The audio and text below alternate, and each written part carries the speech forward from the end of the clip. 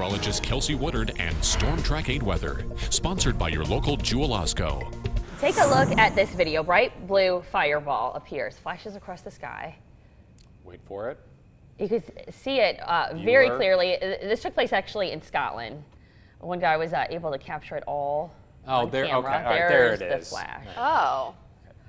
Oh. Where is the fireball? Several residents say there was also a loud boom with that flash. Experts say that they think it was a low altitude meteor running into a fireball. Can you imagine being the driver, seeing that as you're driving on the highway? Not quite sure what happened, you know, I'm sure. Kind of scary. Meteor. Yeah, I feel like someone would think it was lightning, like at first glance, and then be like, wait. Right, to light up the sky that much. Yeah. We're seeing a chance of snowfall as we head to your evening hours. We're going to stay dry this afternoon, even this morning. A very beautiful sunrise is what we've seen. Dry conditions, very calm conditions, cold conditions are what we're seeing. Definitely want to grab your jacket if you haven't headed out the door just yet. Temperature sitting in the low teens, 13 degrees. So it feels much cooler. We're only seeing a very light wind move in about 6 miles an hour from your west, and that's what we're seeing across the board. Continue to see just a very moderate wind even as we head into your evening hours. Temperatures sitting in the low teens, even single digits in some areas. Cedar Rapids 9 degrees for you, Monticello 7, Galena 6 degrees. Here in Moline, sitting at 15 degrees, Mount Pleasant 16 for you. Now looking at your wind chill, most of us sitting in the single digits. 9 degrees, Aledo, also here the Quad Cities is what it feels like. 8 degrees from Kewaunee to Princeton. 3 degrees for Sterling, Clinton at 0. And the coldest right now, Galena, 4 degrees below 0 for your wind chill. Now we do have warmer temperatures that will be making their way in as we head closer to the weekend. Right now we're seeing this cold air that's moving down from Canada, and it will continue to stick around as we head throughout the rest of your work week. But as we move into Sunday, that's when the colder air slowly retreats, and that's when we see much warmer air that'll be making its way in, and that's when we'll see the 60s return to our area. Satellite radar showing just a few clouds here or there. We do have our next weather system over to our west and to our north. That'll be making its way in as we head to your evening hours tonight. So let's show you exactly when we can expect it with our future track. I was fast forward throughout your afternoon dry until we head into around dinner time. That's when we see our chance of a few flurries flying around at the time, and then the snow continues to increase as we head throughout your night. Our southernmost counties seeing mainly just rain, though we see the bulk of the system pretty much moving right through the Quad Cities. It will stick around to your early morning hours tomorrow, moving out at around 8 o'clock tomorrow morning, though our most eastern counties still seeing just a few flurries here or there, but the bulk of the system will be out of our area. So how much snowfall can we expect in our area? Well, snowfall amounts are looking to stay between 1 to 3 inches, with again the main system moving right through the Quad Cities through Tipton, Muscatine, even Kewaunee seeing that. And that's where we're seeing about 2 inches or a little more in some areas, about 2.6 here in the Quad Cities, and even less as we head further north and even further east, seeing about 0.7 to Burlington. Galena seeing only about ½ an inch. Now after the system moves on out, just clouds are what we can expect for the remainder of your day tomorrow. And then we see even clear skies or partly cloudy skies as we head things into Friday morning.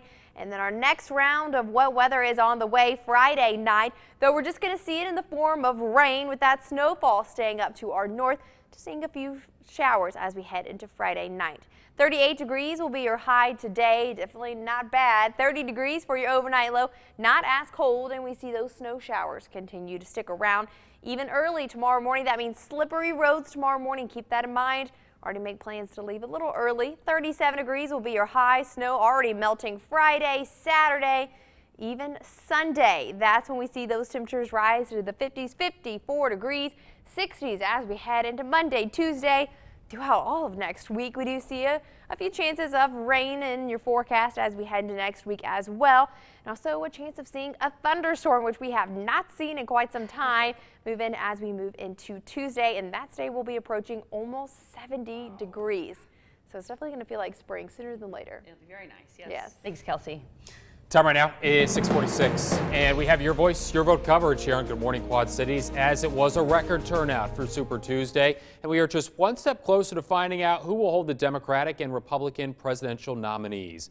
Republican frontrunner Donald Trump was able to win across the conservative South, getting Alabama, Arkansas, Georgia, Tennessee, as well as Virginia, Massachusetts, and Vermont.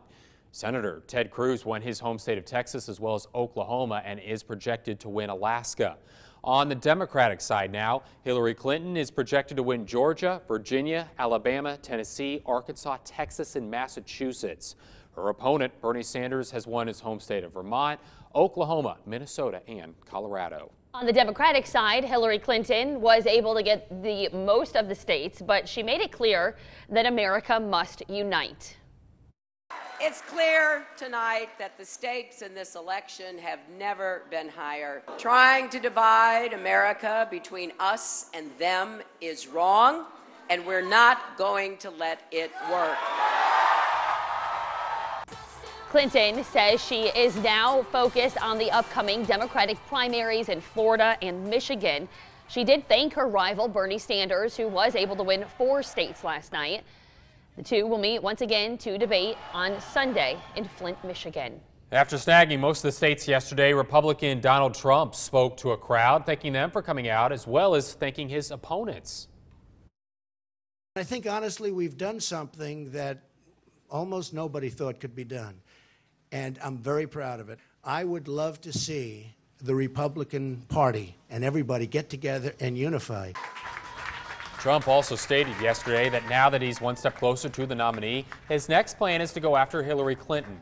Right now, none of the other Republicans have indicated that they are dropping out. They will meet once again this Thursday to debate in Detroit, Michigan. The Ohio teen accused of opening fire inside a school cafeteria earlier this week appeared in juvenile court yesterday. 4 students were injured during the shooting in Middleton, Ohio. All are expected to recover. The 14-year-old faces several charges, including attempted murder. The motive has not been released. A judge ordered the teen held in a juvenile facility until his next court date in April. A Louisiana woman is sharing her story after she was trapped outside during a tornado. Kira Johnson had just made her FedEx deliveries and was trapped outside of a hardware store. You can see her on this security video on the far left in the corner, trying to pull the door open. Well, minutes later, the EF3 tornado blew through, as you can see. She says she braced herself next to a Coke machine and has no clue how she was able to survive what happened, but she says that she's thankful that she is alive. All right, well, a high school boys basketball team celebrated just a little too early. This is so painful. So you saw this already? Yes. All right, so take a look. You can see the players all pile on top of one another. They start celebrating, thinking that they had won the game. Well, it turns out that there was actually 1 second left on the clock, and as you just saw, a heartbreaking second play. The other team scores with a quick layup, winning the game 60-59. Again, there was just 1 second left during that entire process, and the other team wins. That's why you play till the end of the game. Don't quit too early, right? Yeah.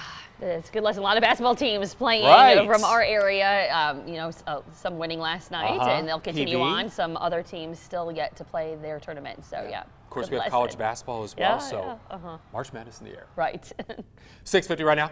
Time for a trivia question for this hour. What is the estimated number of miles of interstates that covers the United States? Is it 44,000, 45,000, or 46,000? Give us a call at 309-736-3288. Callers 7, 8, and 9 are eligible to win 2 tickets to see John Mellencamp's plain spoken tour at the Adler Theater Tuesday, April 5th. And we'll have the answer when we come back. You're watching Good Morning Quad Cities.